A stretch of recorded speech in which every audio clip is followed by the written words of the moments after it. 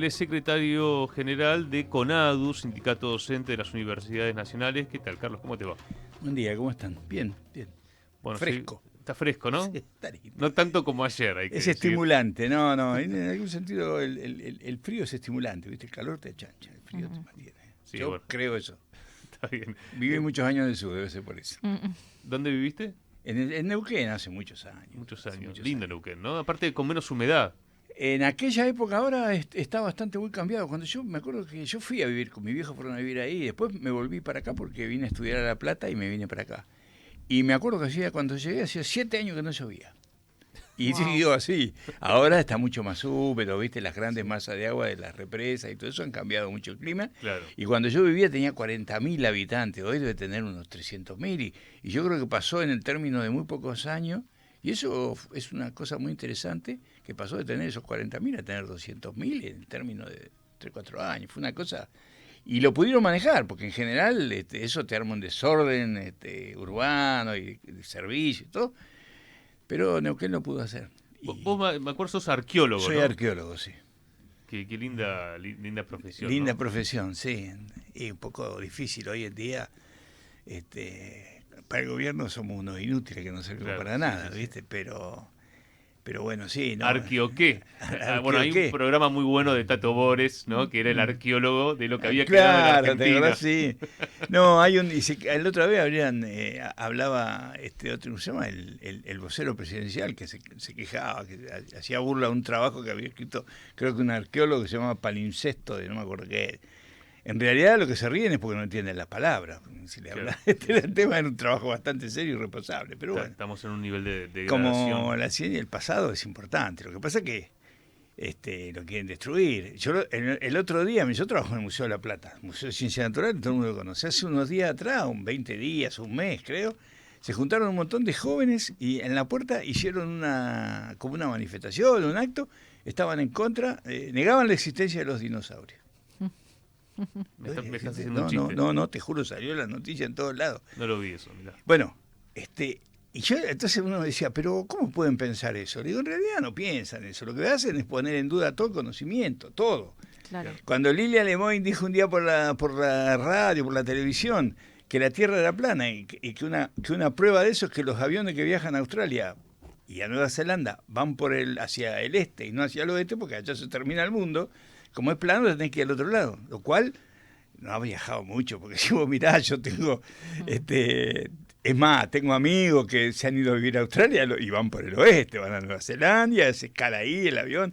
Digo, me parece una ridiculez. Claro, ¿qué le decís a alguien que te dice que la Tierra es plana? Claro, pero... No, que te llevan a discutir lo que uno dice, no puedo estar discutiendo eso, ¿no? Como también hay un desgaste mental en todo eso. Pero porque... también es poner en duda todo lo que se sabe, todo el conocimiento. ¿Por qué van con Creo que eso? Humberto Eco decía esto de, antes alguien decía una estupidez y quedaba en el bar, ¿no? Quedaba en una charla sí, privada. Sí, claro. Con la época de las plataformas, de las llamadas redes sociales, se puede convertir en tendencia mundial. De hecho, el terraplanismo, Claro, creo que vino un estadounidense que empezó a decir, la Tierra es plana, nos están mintiendo. Vos sabés que yo una vez leí un trabajo sobre un tipo que hacía mención de todos los magos y bueno, toda esta gente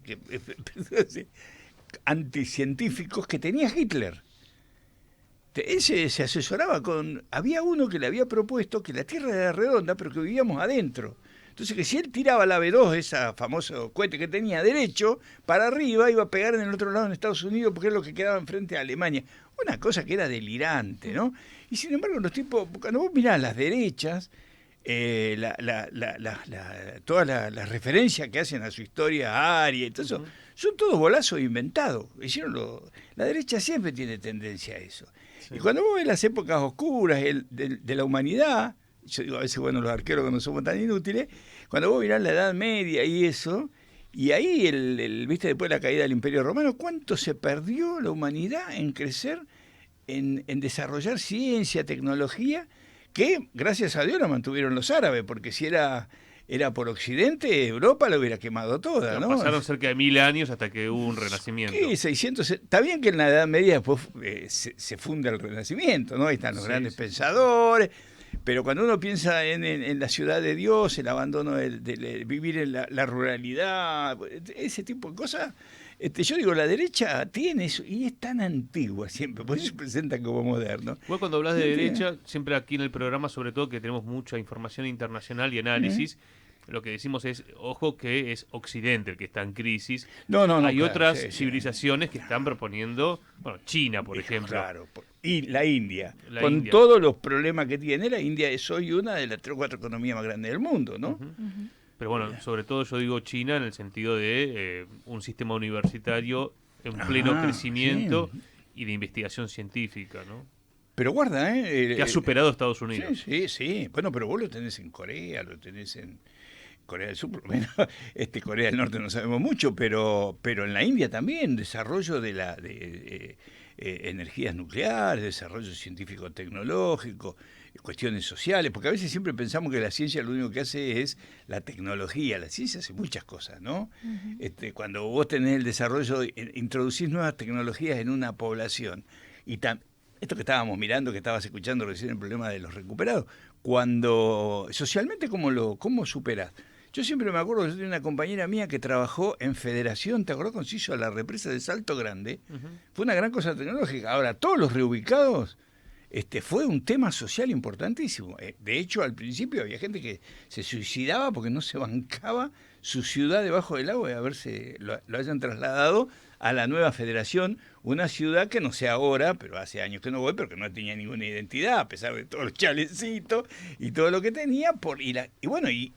Y quiero decir que cuando se piensa en la ciencia es un conjunto de disciplinas las que están involucradas en esos desarrollos, ¿no? Por eso, sí, es cierto, el problema que tenemos nosotros no lo tiene Asia, seguramente. Vayamos a las universidades, va a haber campaña de visibilización, mañana se va a estar marchando, marcha de antorchas de Jusey a Pisurno, bueno, un camino que se ha hecho mucho en la década de los 90, ¿no? Que era justamente la defensa de la educación ante los ajustes del Fondo Monetario Internacional. Por eso recién le decíamos al compañero si se está viviendo un revival de los 90. Lo que pasa es que, ¿sabes cuál es el tema? Sí, es verdad. Vos pensás que los docentes universitarios, yo empecé a dar clases a finales de los años 80. El último momento lo tuvimos en el 91 y el siguiente lo tuvimos, creo, fue una paritaria que discutimos 3 años. Debe haber sido en el 98 y recién después en el 2003. Claro. No hubo ningún aumento. Lo que pasa es que esa caída salarial fueron 10 años. Hoy tenés 18 meses y la supera. Estamos prácticamente en el 30%. ¿Cómo es la comparación con los 90? Claro, en los 90 nosotros tuvimos pérdida salarial. La universidad, lo que hay que ver que también el sistema universitario era la mitad de lo que es hoy. Entonces, claro, los requerimientos presupuestarios, en fin, eran menores. Pero salarialmente... Hoy tenemos 60 universidades. 60, sí, más o menos, sí. Y en los 90 eran 30. Poco menos también. Poco menos, probablemente, sí. Y mirá, cuando yo empecé a estudiar en la universidad, yo estudié en La Plata. Y yo estudié en la década, en los 70 y terminé en los 80. Y me acuerdo que vos ibas y había centros de estudiantes de todas las provincias. Hoy, en La Plata estudian los de alrededor de La Plata. Ya no, ciertas carreras sí, obviamente, pues tienen mucho prestigio, pero ya no vienen de otras provincias. Yo me acuerdo, los entrerrianos estudiaban todos en La Plata. Ahora, Entre Ríos tiene una universidad nacional, tenés una universidad nacional que nadie le queda más lejos de 100 kilómetros. Es un sistema universitario que ha crecido en una forma importante y que la verdad que es una de las palancas fundamentales que uno tiene para pensar en el desarrollo, no solamente nacional, porque uno siempre piensa, ¿viste? Dice, no, el sistema científico-tecnológico, los satélites, las centrales termonucleares. Inteligencia artificial. Sí, todo ese tipo de cosas. Ahora, vos sabés cuando un tipo en La Rioja tiene un problema con sus cultivos de olivares y la Universidad de La Rioja va un técnico, un investigador, un trabajador de la universidad y le da una mano. Eso pasa en todo el país y soluciona el problema. Y mejora la producción, la cuestión sanitaria. Uno tiene que ir a la Universidad de La Plata y vos ves el despliegue territorial que tiene la universidad con las cuestiones de salud, asistencia legal, apoyo, bueno, esto apoyo a las cooperativas, por ejemplo, organizar una cooperativa, ustedes lo saben acá, no es fácil, requiere un conocimiento y algunas cuestiones que no a veces los trabajadores no la tienen, y bueno, las universidades han acudido mucho en trabajo de eso. Bueno, además de tener fábricas. Bueno, de hecho, la Universidad de Avellaneda, vos le sos egresada, está Trabajo Social Comunitario, que es una materia que también lo que plantea es que los universitarios aprendan de la cultura organizada del pueblo, ¿no? Porque también en estos años la universidad, cuando yo estudiaba, veníamos saliendo, porque era la década de 70, pero veníamos saliendo de esa universidad que hacía extensión. La universidad extendía la luz del conocimiento a la población. Hoy en día nosotros vamos, esa materia que acabo de decir, vamos al territorio y aprendemos de la gente. Claro. También, no es que está un dique que solamente se hace es un ida y vuelta, ¿no? Es un ida y vuelta, claro. Ahora, ¿cómo estamos? Porque el año pasado... Eso es lo que se quiere destruir, ¿eh? Eso es lo que se quiere destruir, está claro eso. En realidad todo lo que es argentino y todo lo que es desarrollo argentino se quiere destruir. ¿Cómo estamos? Porque el año pasado, me acuerdo cuando incluso había los cortes de luz en la Universidad de Buenos Aires, las marchas universitarias que fueron 2 y muy grosas. La pregunta era, ¿cuánto puede durar con presupuestos que están retrasados ahora 2 años? Porque estamos con presupuesto 2023. Sí, porque lo que se dio el año pasado de refuerzo presupuestario tuvo que ver con pagar los servicios. La universidad tiene que tener la luz abierta, que decía, podemos prender la luz, que andar los ascensores, prender las estufas, los aire acondicionados, lo que sea, para por lo menos poder dar clase en condiciones más o menos razonables. Después no hubo un peso en ciencia y técnica, no hay un peso en extensión, no hay recursos para vos, imagínate materias que vos necesitás, materiales para hacer los trabajos prácticos. Yo siempre digo, un amigo me decía, yo no quiero llegar al momento que me opere un tipo que aprendió por YouTube a sacar el apéndice, ¿viste? Porque vamos a terminar con eso. Todo eso se está cayendo, los trabajos de campo que se hacían, ¿viste? Muchas materias tenés que ir al campo para aprender. Todo eso no hubo un peso. Ahora, este año se firmó una resolución, un decreto de necesidad de urgencia, tiene acostumbrado el presidente, con reforzando el presupuesto. Pero está reforzando el presupuesto del 2023 en un 20%. ¿Cuánto? Un 20% del 2023. Claro, nosotros tenemos perdido. Mirá, la otra vez, esto ya hace 3 meses atrás, el rector de la Universidad de San Martín presentó una gráfica donde el presupuesto frente a la inflación había perdido más de 120 puntos. Cuando la pérdida salarial es de 100, nosotros decimos, salarialmente están destruyendo la universidad. Vos estás perdiendo docentes, los docentes, vos me decías que sos de Avellaneda. Vos imagínate docentes que tienen que ir a la clase a Moreno, Avellaneda, o qué sé yo, en el interior, en Córdoba, Rosario, que van de pueblos cercanos, eso, tienen que pagar un pasaje. Están dejando, porque la verdad que cambian la plata. Y si vos agarrás un Uber, y te agarrás tu auto y te anotás en Uber, y manejás tu horario y ganás más o menos lo mismo. Y la responsabilidad y el nivel de estrés, y se van. Están pidiendo licencias sin goce de sueldo, están hablando de un 10% de los docentes. Sí, el Uber termina siendo el complemento salarial, entre comillas, porque sabemos que cuando se te rompa el auto, si después no lo podés recuperar, seguro, sí, pero... Vamos a vivir algo parecido a los 90 cuando... Te acordás la remisería. Claro. El rápido es más fácil, pero hay que tener estado físico con la bici, ¿viste? Pero yo creo que es una situación gravísima. Y ahora cuando vos lo enfrentás, ¿no? Cuando pensás en los 90 y pensás ahora, tiene un correlato eso. También en la lógica en donde cómo se va moldeando el Estado para una determinada situación. Entonces, si un Estado que se estaba pensando en la inclusión, en la soberanía, con todos los problemas que tenía, nadie que vivíamos en el paraíso, pero tenía esa lógica, y hoy tenemos un Estado que se piensa para la producción primaria, o sea, agricultura, minería y para contar alguna otra cosa, lo de vaca muerta, después ninguna otra cosa más, ¿para qué quiere esta universidad? Entonces, ¿y para qué quiere ese Estado? Es otro Estado el que necesita, y cuando vos lo ves quiénes son los ganadores de la pelea de la transformación del Estado, queda claro cuando uno ve las estadísticas de consumo, ¿no? Esto lo hemos estado viendo estos últimos días, aumentaron las compras de auto, viajes al exterior, artículos suntuarios, y cayó el consumo en los supermercados, lo que la gente, hablando en criollo, lo que la gente morfa. Entonces vos vas por la calle y en cualquier momento vamos a empezar a ver Ferrari como vos ves en Perú, es un modelo que se sigue, ¿no? En ciertos barrios, ¿no? Claro, en ciertos barrios. Sí, pero no se animan todavía mucho a salir. Hay una cierta... Estamos charlando con Carlos De Feo de CONADU. Mañana entonces va a haber marcha. A ver, intentando generar acciones. Yo creo que también ahí hay una responsabilidad de la dirigencia. no es una acción igualmente de todos los sindicatos. ¿Qué está pasando con el frente universitario que se había armado entre los sindicatos y con los rectores y con los centros de estudiantes también? Porque ahí tenemos diferentes patas de un mismo conflicto. Y bueno, el año pasado hubo una unidad que fue la que tiró mucho para adelante, fundamentalmente por la participación de rectores. Yo creo que hoy en día los rectores tienen otra decisión en ese sentido. El año pasado impulsaron muchísimo las manifestaciones, este año no lo están haciendo. Por ejemplo, los radicales de la Universidad de Buenos Aires pusieron... Sí. Estuvo marchando hasta Lustó. Sí, ¿Qué pasa con los radicales? ¿Están más tranquilos?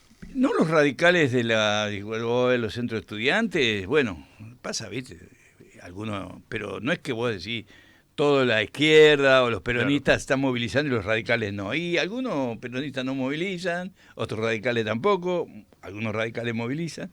Hay como una atomización porque lo que implicaba esa unidad tiraba muy fuertes para adelante. Por eso se hizo todo lo que existió el año pasado. Este año, algunos sindicatos, yo digo fundamentalmente, yo no me voy a hacer cargo de esa situación, tampoco nosotros creemos que hay que estar en la calle, que hay que seguir peleando porque no hay otro. No, tampoco te pedimos que hable mal de otros sindicatos. No, pero otros tienen otra concepción, ¿no?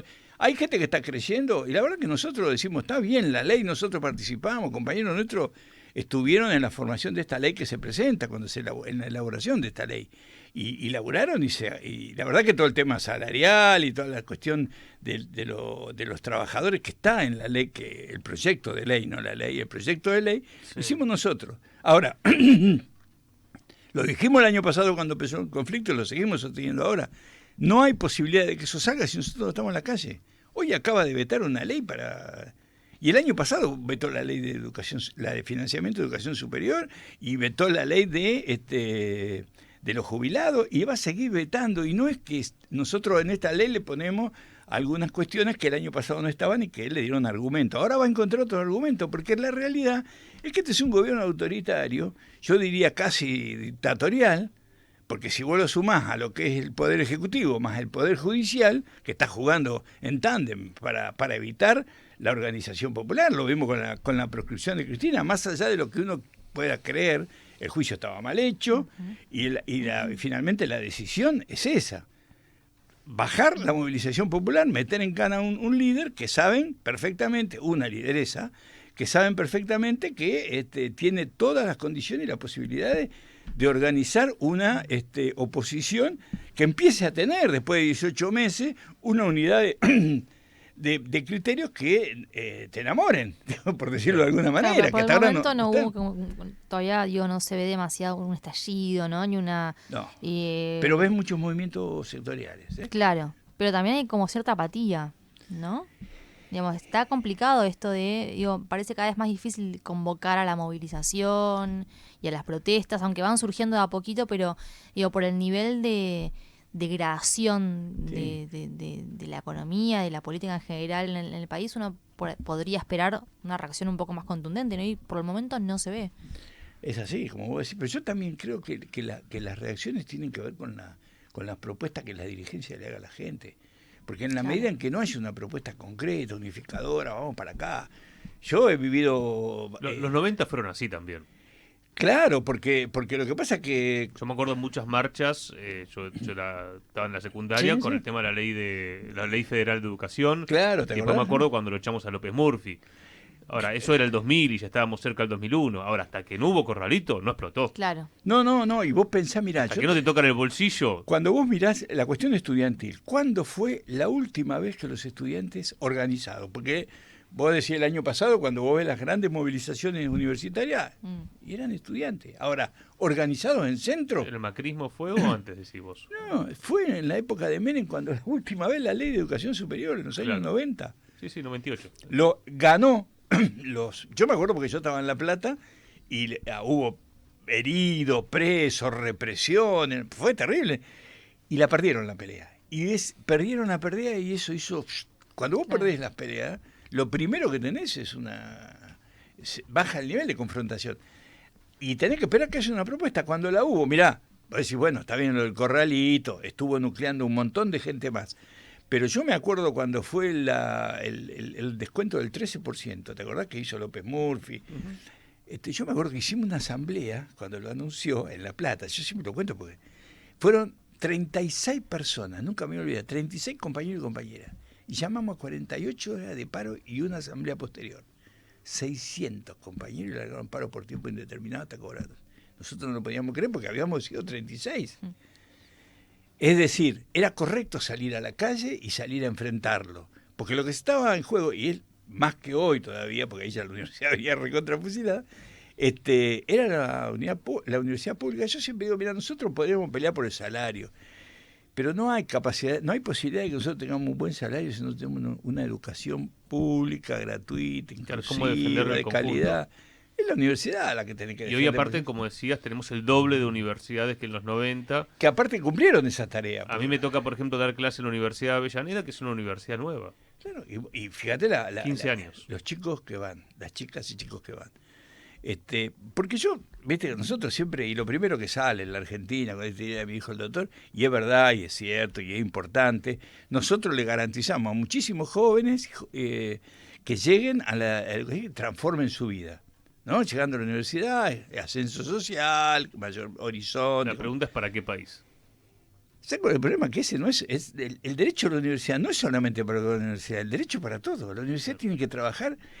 Y la Universidad Argentina, en los 40 años de democracia, tiene con terribles tensiones internas y discusiones. Vos pensás que nosotros tuvimos los 12 mejores años de la universidad en los gobiernos de Néstor y Cristina y no pudimos cambiar la ley de educación superior de los años 90. Con esas enormes tensiones internas, vos tenés una universidad que se siente mucho más popular y que configura un modelo de país, para discutirlo, pero un modelo de país con soberanía, con ciencia y tecnología propias, con desarrollo, con inclusión, porque la universidad es inclusiva, ¿viste? Me parece que... Hablando de soberanía, se creó la Universidad de Tierra del Fuego, que no existía.